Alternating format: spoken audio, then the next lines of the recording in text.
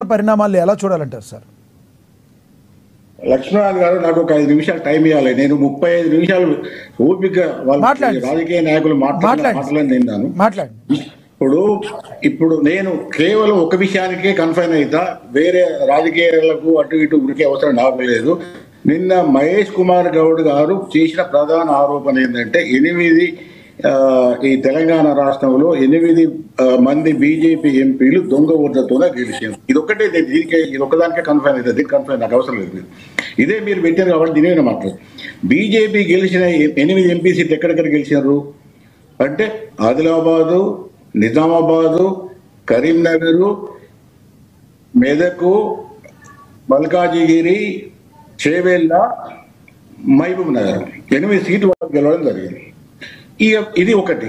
సరే, ఈ బండి సంజయ్ గెలిచిందే తీసుకుందాం. బండి సంజయ్ ఎక్కడ గెలిచిండు? కరీంనగర్ గెలిచిండు. ఇదే బండి సంజయ్ 2023లో ఎమ్మెల్యేగా పోటీ చేసిండు, అదే కరీంనగర్ నుంచి. అదే రఘునందనరావు నుంచి వెళ్ళి అది ఈటల రాజేందర్ హుజురాబాద్ నుంచి ఎమ్మెల్యేగా పోటీ చేసిండు.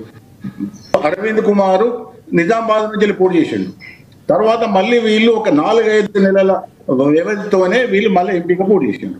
ఇది వాస్తవం, ఇది జరిగిన చరిత్ర. అయితే ఈ 5 నెలలు అంటే ఎమ్మెల్యే ఎలక్షన్స్ కు 2023 ఎమ్మెల్యే ఎలక్షన్స్, తెలంగాణ జరిగిన ఎమ్మెల్యే ఎలక్షన్స్ కు 2024 ఎంపీ ఎలక్షన్స్ మధ్య 4-5 నెలల వ్యవధి మాత్రమే ఉన్నది. ఆ వ్యవధిలో కూడా గవర్నమెంట్ ఉన్నది కాంగ్రెస్ గవర్నమెంటే. ఇంత పెద్ద ఎత్తున వీళ్ళు ఆరోపణ చేస్తున్నట్టు ఓట్లు ఎట్లా మారుతాయి? ఇప్పుడు ఓట్లు మారాలంటే ఎలక్షన్ కమిషన్ కు స్వతంత్ర యంత్రాంగం లేదు. ఇది ఓట్లు తీసేయనన్నా, ఇంక్లూడ్ చేయనన్నా, అన్ని చేయనన్నా కూడా రాష్ట్ర ప్రభుత్వ యంత్రాంగంలో పనిచేసే ఉద్యోగస్తులే చేస్తారు. ముఖ్యంగా టీచర్స్ ఆ పనిచేస్తుంటారు. టీచర్స్కే ఒక బాధ్యత ఉంటుంది. ఎన్యూమరేషన్ అంటే ఓటరు నమోదు కార్యక్రమం అనేది టీచర్సే చేస్తారు. తర్వాత వాళ్ళు ఇంటింటికి తిరిగి వాళ్ళకు ఒక 500-600 ఒక్కొక్క టీచర్కి ఒక టార్గెట్ ఉంటుంది. టార్గెట్ ప్రకారం 2-3 వార్డ్స్ పోయి చేస్తడం జరుగుతుంది. అయితే ఒకటే నేను కాంగ్రెస్ వాళ్ళని అడుగుతున్నా, ఈ 4-5 నెలల్లో పెద్ద ఎత్తున ఓట్లు మారినాయంటే మీ గవర్నమెంట్ ఏం చేసింది? మరి మీ గవర్నమెంట్ ఇప్పుడు బీజేపీకి ఇక్కడ గవర్నమెంట్ లేదు. తెలంగాణలో బీజేపీ పెద్ద ఎత్తున చేస్తామన్నా కూడా వాళ్ళకి యంత్రాంగం లేదు, వాళ్ళ వ్యవస్థ లేదు. మరి అట్లా కూడా మరి బీఆర్ఎస్ వాళ్ళు ఏమనుకోవాలి? వాళ్ళు ఓడిపోయారు. మీరు గెలిచినప్పుడు మీరు 54-60 సీట్లు వచ్చినప్పుడు మీరు ఆయన గోల్మాల్ చేశారా? ఇప్పుడు అట్లాగా శివరాజు గారు కాంగ్రెస్ మీరు మాట్లాడేది ఒకటి ఏంటంటే వాస్తవాలు మాట్లాడండి. ఇప్పుడు మీరు కరీంనగర్లో ఓడిపోయారు అంటే 4 ఎంపీలు, ఇప్పుడు ఎవరైతే ఎంపీలు అని మీరు చెప్తున్నారో 4 ఎమ్మెల్యేలకు ఓడిపోయారు. అదే నిజంగా అదే వాస్తవం అయితే వాళ్ళకి అదే శక్తి ఉంటే అప్పుడు ఎమ్మెల్యేలు గెలిచేవాళ్ళు కదా. ఈ 4 నెలల్లో మీ ప్రభుత్వంలో ఇంత అవకతవకలు మీ ప్రభుత్వం ఏం చేస్తున్నది? ఇప్పుడు ఇవన్నీ ఆరోపణలు బీహార్లో ఎక్కడ జరిగింది, ఒక ఇంట్లో 30 ఓట్లు ఇవన్నీ పుక్కటి మాట అంటే ఇవన్నీ ఇది ప్రచారం చేసే మాటలు. కానీ ఈ ఒక్క ఇంట్లోనే 31 రూములో 30 ఓట్లు వచ్చినట్టు ప్రభుత్వం ఏం చేస్తుంది? ఎవరు పట్టుకొని చేస్తారు? బీజేపీని ప్రధానంగా మీరు టార్గెట్ చేస్తున్నారు. బీజేపీకి ఇక్కడ తెలంగాణలో ఉన్న యంత్రాంగం ఏంది?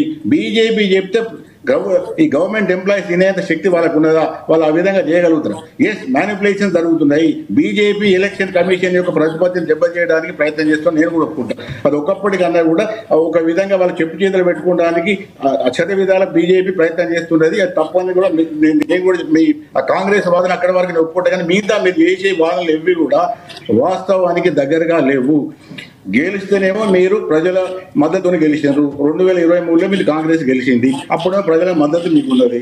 అదే 2024 వచ్చేవారు వేరే పార్టీ గెలిచినప్పుడు బీఆర్ఎస్ వాళ్ళు ఏమనుకున్నాయి? బీఆర్ఎస్ లో ఒక సీటు కూడా రాలేదు వాళ్ళకు. 15 సీట్లలో ఒక సీటు కూడా గెలవలే వాళ్ళు. అంటే ఇక మొత్తం ఎలక్షన్ కమిషన్ లేదు, ఎన్నికలు లేవు అని అనుకున్నా. మొత్తం ఇవి ఒకటి ఏంటంటే మీరు ప్రజాయాత్ర చేస్తున్నారు. నాకు మీ ప్రజాయాత్ర ఎందుకు చేస్తారో కూడా అర్థమవుతుంది. ఎందుకంటే ప్రభుత్వం ప్రజలను పట్టించుకోకుండా ఉట్టిగా యాత్రలు చేసుకుంటూ వస్తే ఏమవుతుంది? ఎవరికి వచ్చిన పని అయితే లేదు. ఈ వ్యవస్థలో సెక్రటరీ కూడా ఏడుకున్నారు. అంత నిన్న కూడా మొన్న కూడా వచ్చిన ఒక్క చిన్న పని కూడా అక్కడ ప్రభుత్వంలో 3 రోజుల కింద పోతే కూడా సెక్రటరీ అయితే చాలా మంది కనబడే వాళ్ళు కూడా తలకాయ పట్టుకున్నారు. ఉంటే దేశం ముద్దే అయింది సార్ మాకు ఈ పరిస్థితి. అది ఎవరు సాక్షాత్తు సెక్రటరియట్ లో ఉన్న ఎంప్లాయీస్ ఆ మాట అంటున్నారు. ఇది మీరు అసలు ప్రభుత్వం ప్రజలు ప్రాణాలు పట్టించుకోకుండా యాత్రలు ఏం చేస్తారు? యాత్రలు ఏం చేస్తారు? ప్రజలకు సమస్యలు తెలియకపోతే కదా ప్రజలే మీ చుట్టూ తిరగబట్టి మీ చుట్టూ మీదే పని చేయడమే కాకపోయి కాబట్టి